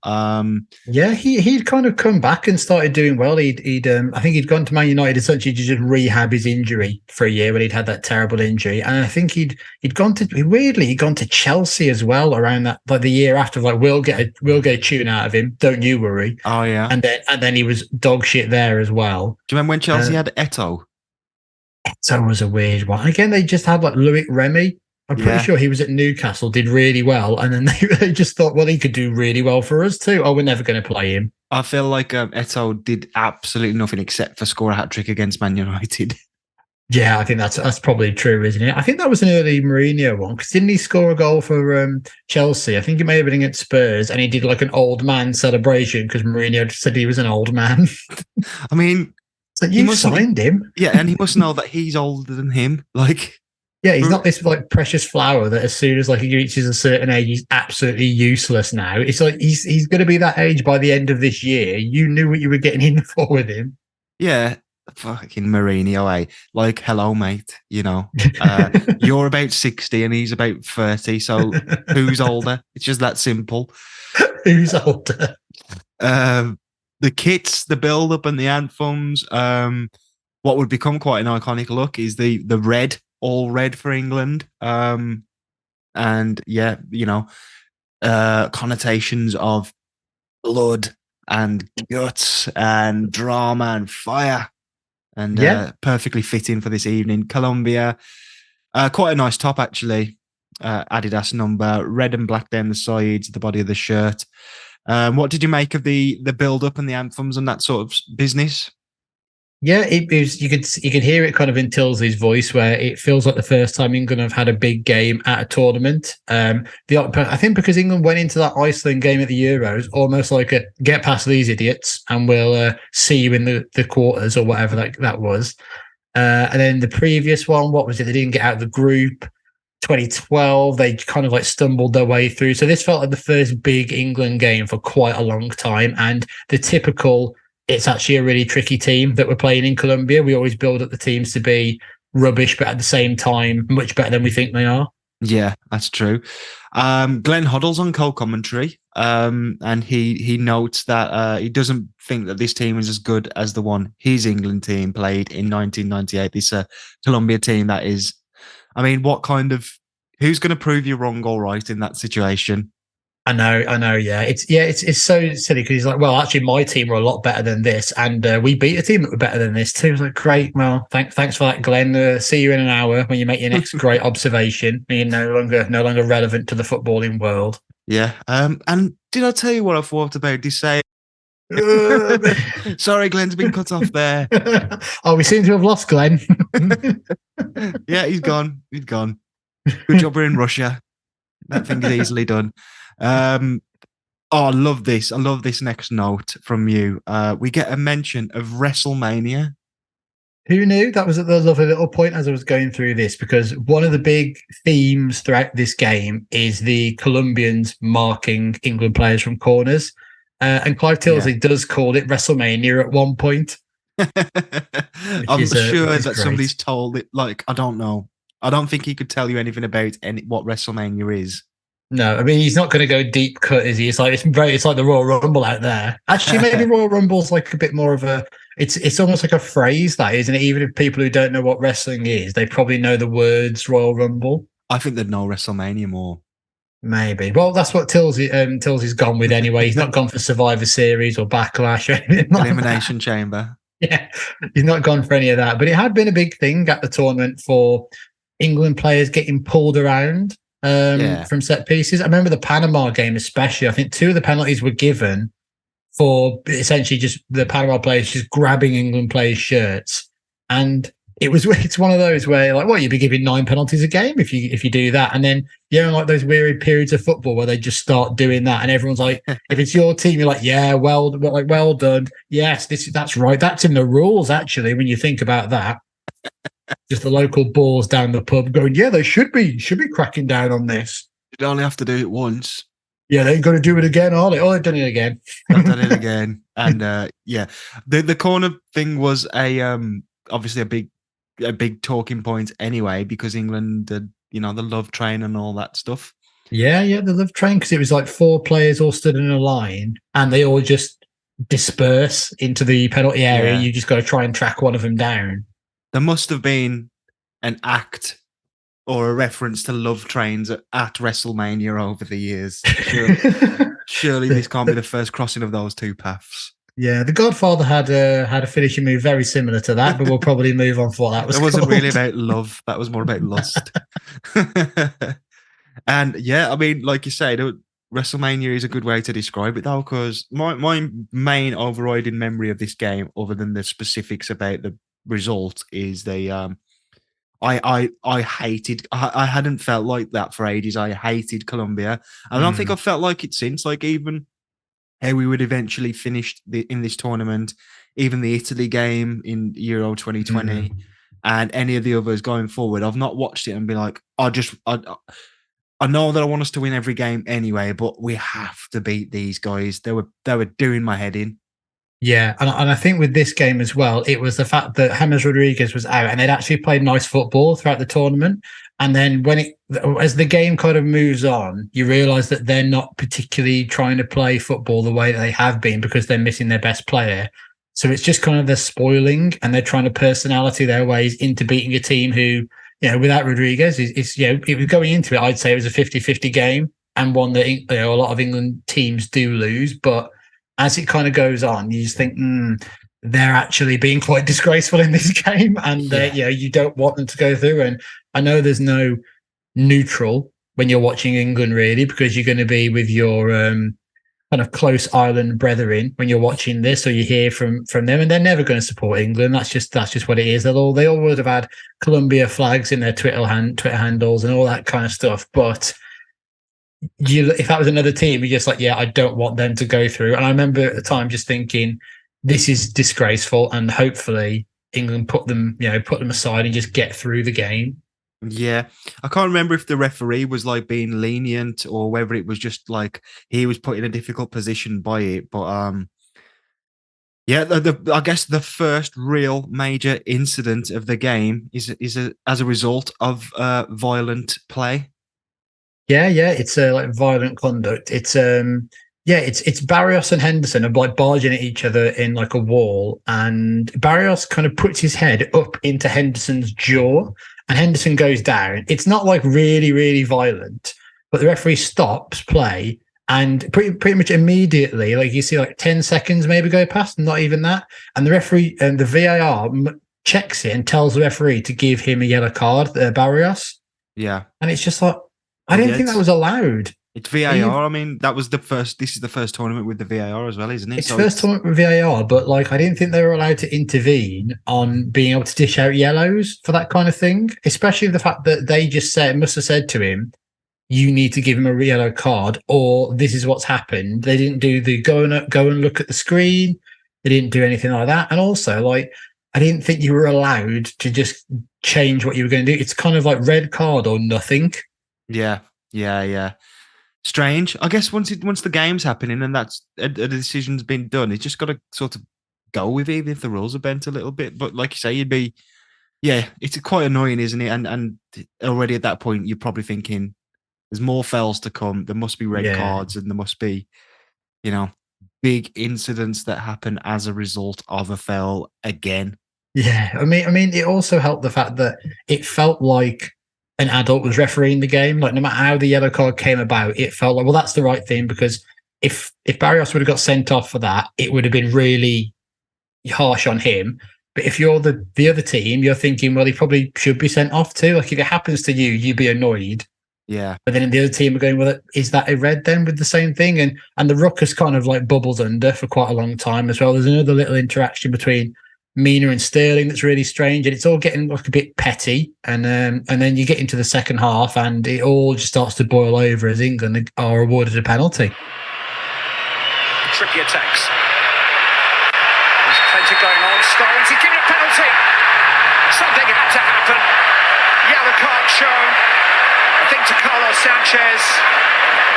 But the referee had seen enough, and he saw plenty. He was almost spoilt for choice and pointed to the spot. Well, it's clever from England. Tongue-in-cheek, I said about the love train, but you cannot mark. Look, right in front of the referee. That is a foul anywhere on the park. It's about 3 fouls. Yeah, but they were panicking from the start. The lineup of the players, 4 players in a row, you cannot get in between them and pick them up.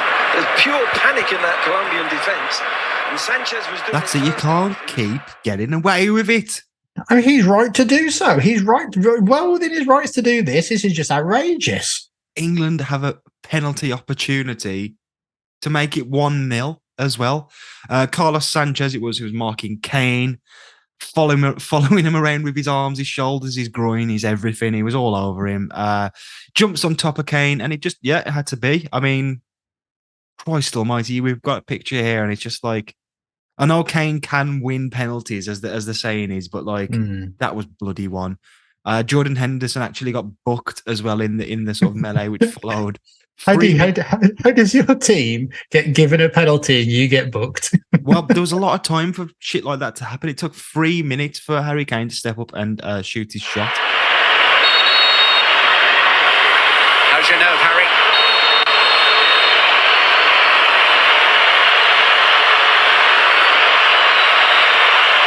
Harry Kane, bang! The leading goal scorer of the World Cup finals, and he's one of our own. What nerve. What nerve from Harry Kane. 3 minutes he's had to wait, keep his emotion, stay calm. Here's the foul. Look, right in front of the referee. They've got no complaints. Sanchez is complaining, but my word, it's a penalty all day long. There he goes, down the middle, down the centre. Waits for the keeper to go. He's already thinking, no, I'm not going top corner this time. I'm going to change it, go straight down the middle. But it was not about the technique, it's about the mental approach. Having that 3 minutes to wait. Which he scored. I mean, I'd forgot about the gap. And this is when Kane starts to become England like gold, you know? Yeah. And you think he's got so long ahead of him, and he's just got it. He's just got what the others have been missing all this time. It's that composure. And I know he's missed penalties since, but he's bloody scored enough. Do you know what I mean? Like, he's not perfect. Nobody is perfect. It's a sport at the end of the day, and anything can happen. But at this stage, with no good England history behind him or the squad, to not balls that up and to not let the pressure sort of get to you, incredible.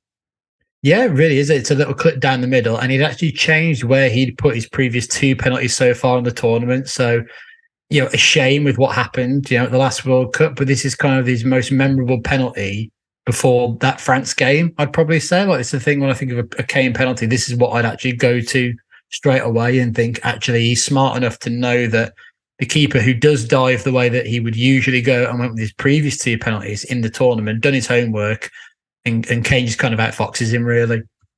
Yeah, and again, either side of the penalty and the goal, everyone is getting yellow cards, as Falcao and Bacca both pick up yellow cards for sort of petty fouls, arguing, and Colombia are really... England have got them now.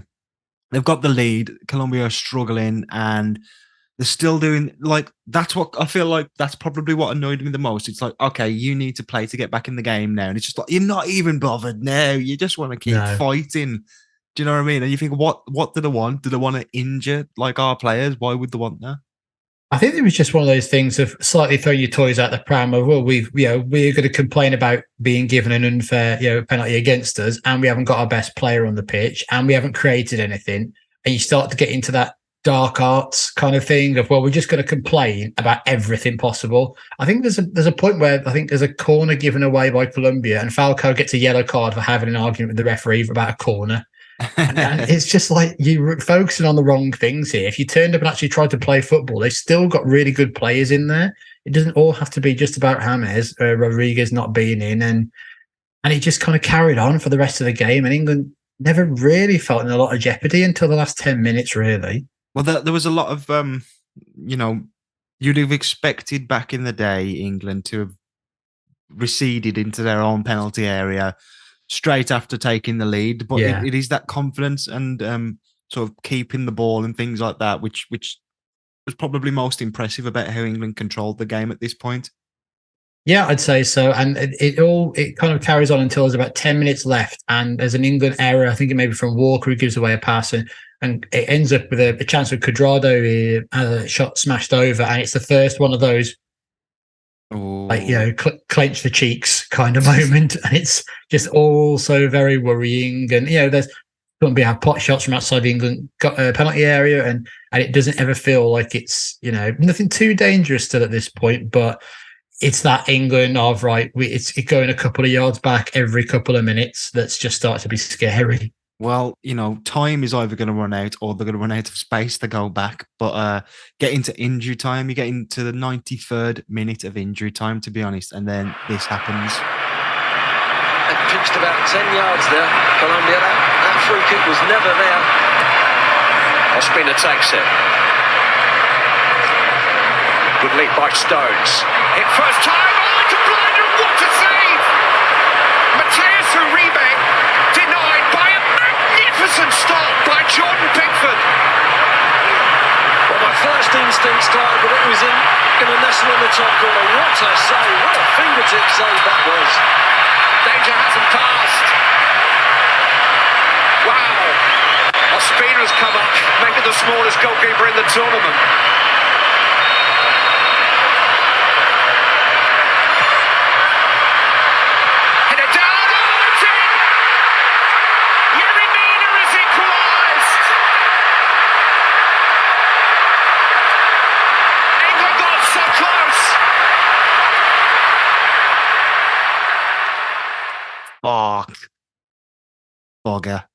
Fuck bugger. It's two things at once as well, isn't it?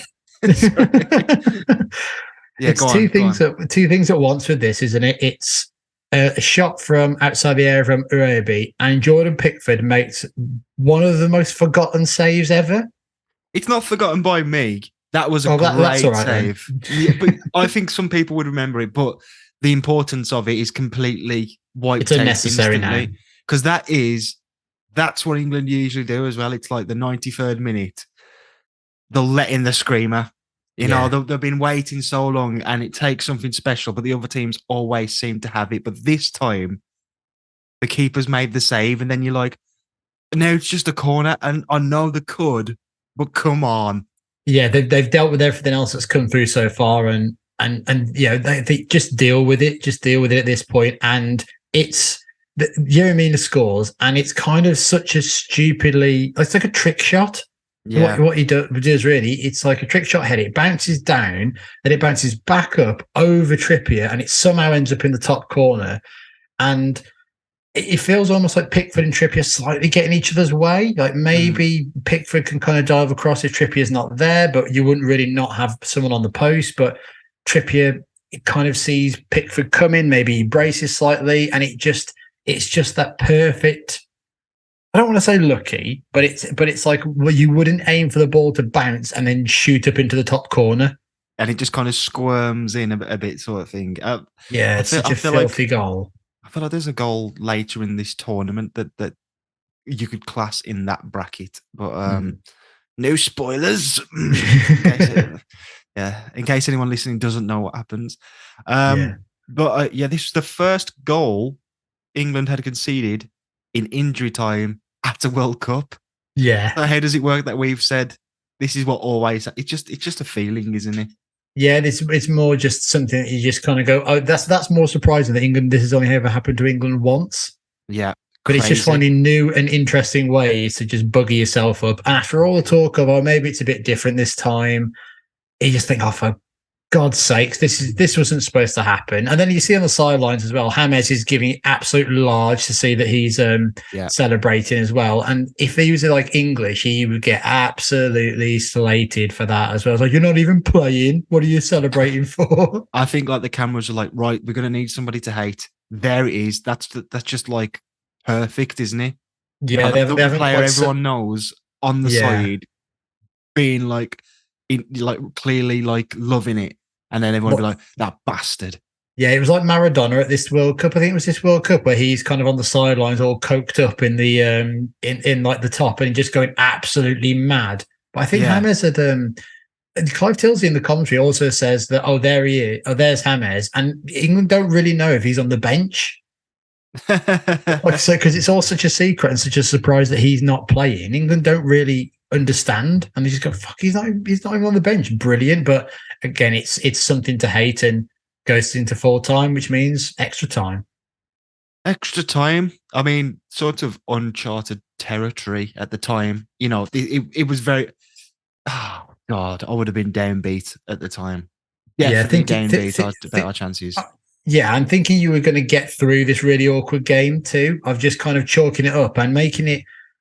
It would have been quite unmemorable if England would have got through this of, you know what, maybe they've dug in and, you know, but we certainly wouldn't be talking about this game if that goal doesn't go in, because it was a very unspectacular game and it was a workmanlike performance from England. And they're really shell-shocked going into the first period of extra time. Colombia come out and do really well, and couple of chances where you just think, oh, they're a bit nervy, England. They've lost their runners, all that kind of stuff as well. And they do settle down in the second period, but it's one of those where you feel that both teams are we going to take our chances into just having this into penalties? And the bench isn't exactly flush with talent that you could rely on to make an impact. You know, we're not talking about Grealish, Mount, Sterling, all of those guys. We're talking, you know, Welbeck and Cahill.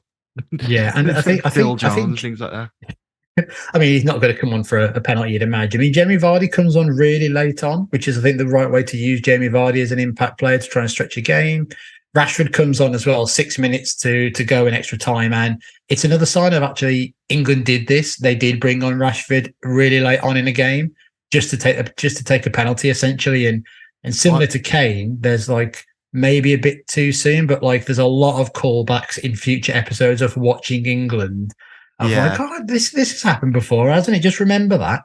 Yeah, my mind can't fathom how young Marcus Rashford must have been at this point, like, because he still feels very young now, but he's going to be the player when he retires. I have to just accept I am like well old by that point. You're not getting your England call up. Because he was a kid when he started, and I was like, he's a kid and I'm not. There's no do you know what I mean? He's at least a generation younger. Anyway, he's brought on, and as you say, kind of penalties are in mind as well, and that is what we get. We move on to dreaded penalties, and by this point, if I was despondent at the start of extra time, then I would have bet the house that I didn't own on England going out on penalties to Colombia after everything, because it's all set up, isn't it? They're bastards. You know, we had our chance and we blew it. We nearly scraped through, and they bloody got in the last second, and we're going to go out on penalties, and we're back to where we were before this tournament and before we saw that draw. And all we really got to show for it is we beat Panama. Yeah, and that's what it's on the face of it. That's what people would look back and say, that wouldn't it? You'd lose all that good team building and the good feeling around England. Well, actually, who did you beat? Well, I know it gets put on England all the time anyway, but this would be losing to Colombia on penalties. It's almost expected. I remember being in the pub at the time and just having no confidence whatsoever in England getting through this game. But just because you thought, like you say, it's all been set up. They've shithoused their way all the way to this here. This is what they wanted. They've been playing for this all game. And some of England's best penalty takers aren't on the pitch anymore, who they even could be. You just don't know because it's such a New England team to you. Yeah. Penalties then. Falcao steps up, scores. Kane steps up and scores. Cuadrado steps up and scores. Marcus Rashford steps up and scores. Muriel scores. So that's a good start for both sides. The Colombia coach can't even imagine not being able to watch. Like, he can't watch. Imagine if you're a coach of a team and you get to a penalty, you've got to watch, haven't you? You've got to at least watch. Come on, you've got to put the work in. But yeah, he's got his eyes, like his hands over his eyes, looking down. Like, he has to watch. Surely he still has to coach to some degree as well. Like, I know it's basically handed over to the players. It is kind of done. He can't really just be like, left, left, you shit. They're shit. Look, they don't want it, lads. They don't want it. Jordan Henderson steps up to take the next penalty. Jordan Henderson has actually scored a penalty for Liverpool against David Ospina. And he's in the defeat when it was 3 years ago, and it was in nothing like these circumstances. He's not a regular penalty taker.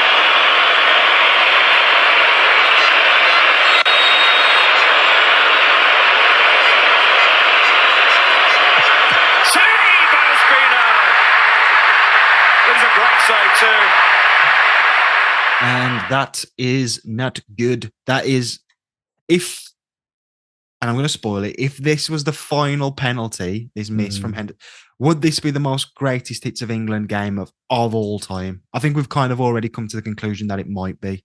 Yeah, it really would be as well. And it's the way Henderson misses as well that kind of like is quite slightly confusing. So he's the only player that walks up and he's to the spot, and he's doing these awkward kick-ups with the ball as he gets near the spot. And it's like he's doing them with cement. Like, it doesn't feel like his feet are ever actually leaving the floor when he does it.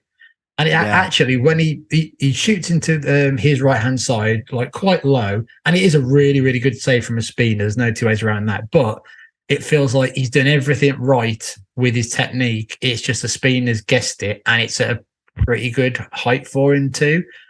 And I just forget about Ospina sometimes, because Arsenal have had some bloody keepers over the last couple of years, and like Ramsdale's the first one that's like properly stuck, really. Yeah, that's right. They had like Bernd Leno, Martinez, who was obviously gone to Villa and won a World Cup, and then Ospina. I'm pretty sure he came in for a period as well, and Arsenal fans thought he's back in this. Can't wait for him to be great again. And you've got like Chesney, whose career at Arsenal seemed to die years ago, but then he just been Juventus keeper for a decade. Fabianski still at West Ham. Yeah. I don't know if Almunia is still playing anywhere. Oh God, no. I don't think so, no. Here's another one they had. Petr Cech. Oh God, I forgot about Petr Cech was even there. That would have been around this time, I think, as well. Yeah, it was. Jesus. It was 15 to 16 all the way through to 18-19 season. So a good 3 or 4 years. Anyway, we digress. Because is this Arsenal? Is this Arsenal goalkeeper? Up next is Uribe for Colombia. Colombian substitute. Come on, Jordan.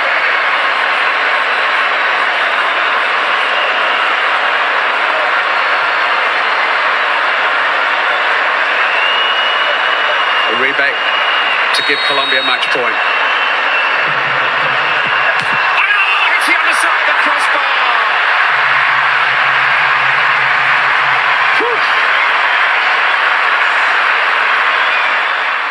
Look slightly on England's side at that point. It's even though it's a miss, it's still so important that England were back on level terms straight away. It's kind of like, just forget the Henderson miss out of you, get it out your system. Yeah, we've not had too long to kind of wallow in the drama and wallow in kind of what's already about to happen. It's just like, get it out your system. It's done. Right, back to square one. You've got another chance.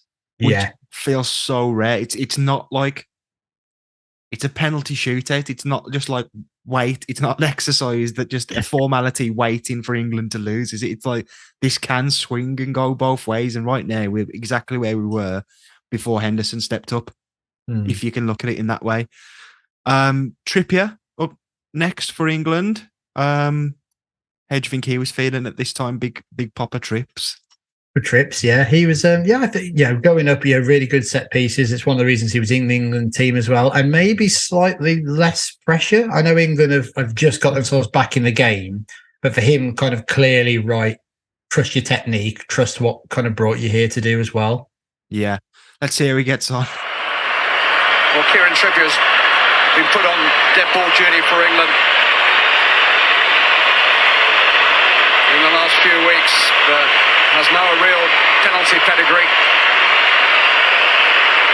Tottenham against Arsenal.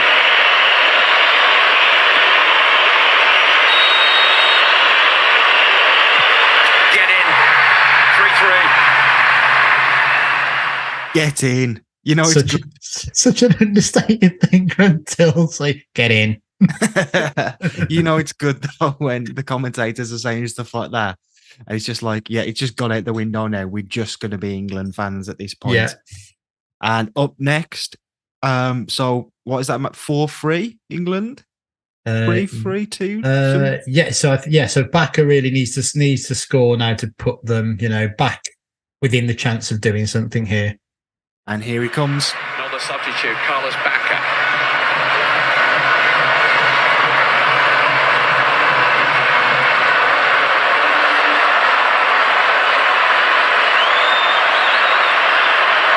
The last of the nominated 5 volunteers.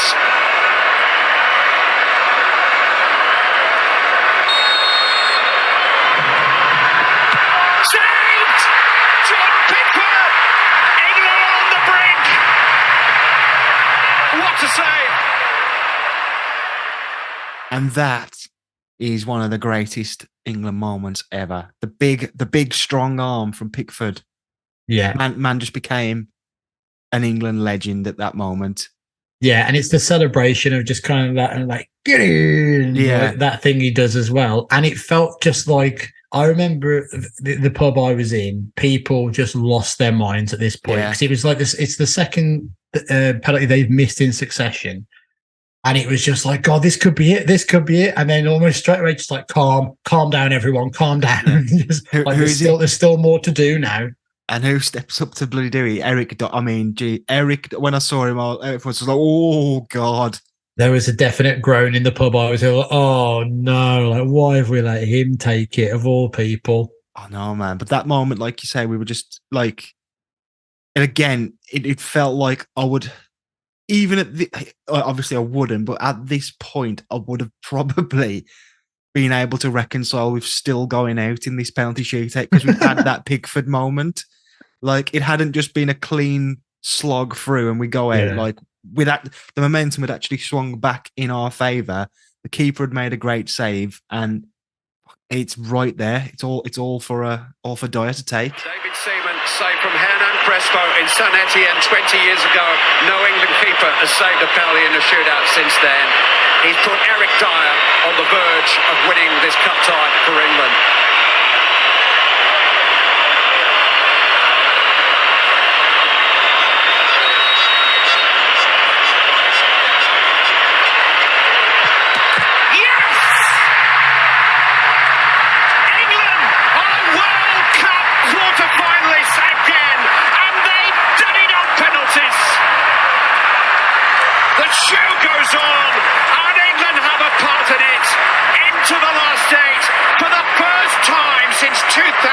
And into a last eight with no obvious favourite, and with the knowledge they can win a penalty shootout.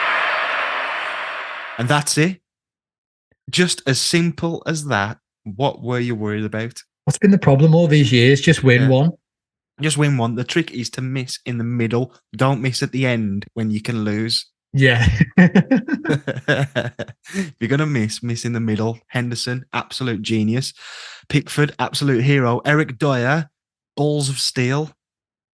Yeah, I mean, I remember when this went in, I ended up being on a table in the pub I was in when this went in. And I misremembered the order that this happened. I thought that Colombia had missed, like when I look back in my head, I had thought that Colombia had missed the penalty.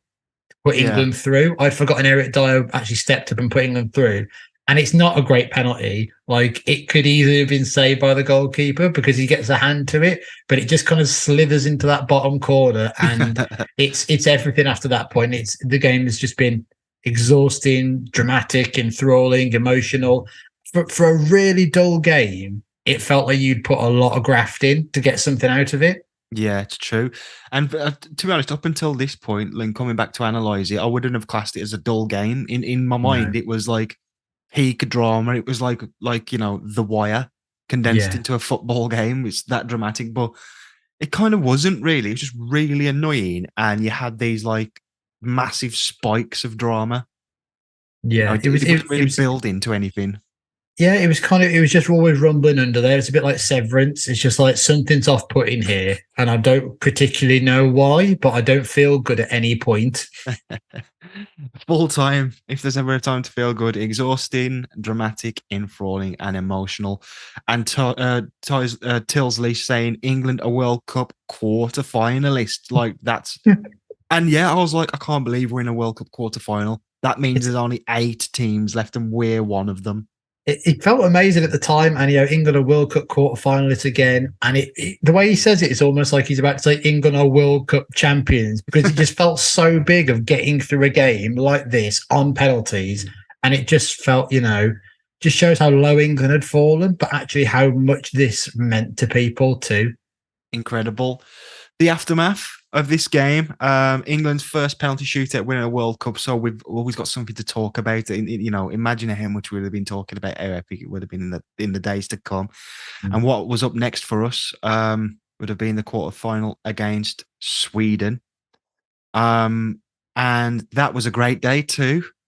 Yeah, it was a great day. Big stroll in the park. It was, again, Sweden were the first ones before Croatia to go like, actually, England are very arrogant because they already think they're through. They're already planning in it. It's just like, well, what do you want? You're also being arrogant. There was a big thing in the World Cup about something that Sweden had got really annoyed because one of their players had said England were being arrogant, but it wasn't one of their actual players. It was someone else, part of Glenn Hoddle. No, it wasn't Glenn Hoddle. But it was a Sweden player who had said some quotes about from someone else, and he got confused that it wasn't a current player, it was an old one. And in the end of the day, England won 2-0, and it was just one of the easiest games you'll ever watch, even though Pickford played really well. And it was, this tournament is becoming of age moment for Jordan Pickford because he'd been questioned so much going into the tournament that he wasn't tall enough, his arms weren't long enough, all this kind of stuff. And is he, why are we playing the Sunderland keeper? Why is he the England keeper? Yeah, and why do we have to pass it out from the back? Can't we just get a good keeper in? You shouldn't be picking your keeper because he's good at passing. Is David James still around? Yeah, amazing. We've got to answer the big question about why we are here. Was this England? Nick, do you want to start? It wasn't that old historic England that we'd seen for so many years over this period as well, but it was the first signs, the first kind of sprouts of Gareth's England and what was to come, really. It was one of the moments that kind of kicked it all off, really, I'd say. It's a weird one for me because my heart says that it's not because we won a penalty shootout, but there's enough classic greatest England hits of all time in there where it's almost like the prototype England game. If it had ended at that Henderson miss, you can't get a more England game than that. No. So I'm gonna say it is. Yeah, I'd say so. There's enough of the ingredients out of there, but what actually came out at the end wasn't very England. But it ended up being what this England team has been, and however long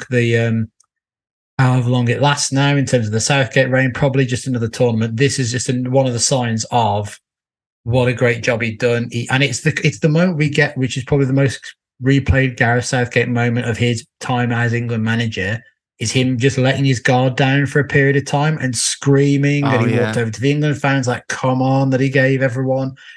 That's what got played. I remember that getting played so much in the build-up to the semi-final. I felt like this stoic man has finally let his guard down. Yeah, and I know he gets overrated about how much he's exercised demons from his past in this game as well. And, with what's happened with penalties previously, it still feels like that. Even though England have not had penalties against them recently, this still feels like they can do it. It's just situations change sometimes.